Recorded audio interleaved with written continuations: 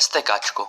Ale počkat, ještě než se tam vydáme, si řekneme pár stručných instrukcí. Mějte auto v pořádku, nesmí vám svítit žádná kontrolka, všechno musí odpovídat tomu, co je ve velkém technickém průkazu.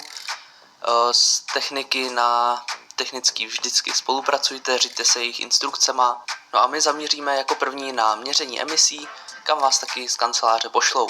Pokud máte vašeho mazlíka rádi, tak se připravte na strašnou bolest, protože budou měřit emise v maximálních otáčkách.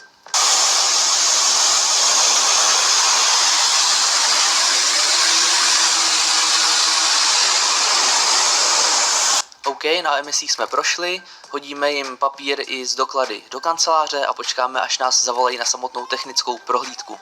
Hned na začátku bude technika zajímat podvozek.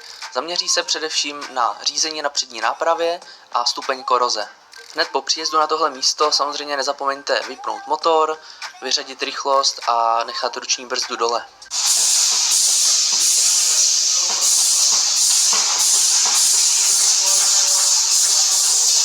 Na tomhle místě budete taky na pokyn technika točit volantem doleva doprava, aby viděl případnou vůli v řízení a jiné nedostatky. Přibližně v polovině probíhá testování brzdného účinku přední i zadní nápravy.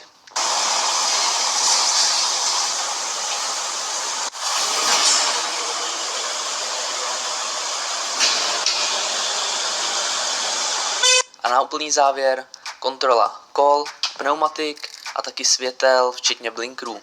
Tady pak můžete vidět, jaký chyby mi tam zapsali, bohužel mám to na 30 dní a do té doby, vlastně v té lhůtě 30 dnů, to musíte dát do pořádku a vrátit se znova na technickou, kde se na tyhle chyby zaměří a pak už to dostanete na 2 roky.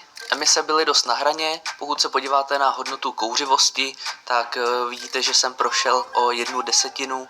To je ode mě všechno, přátelé, já doufám, že se vám video líbilo.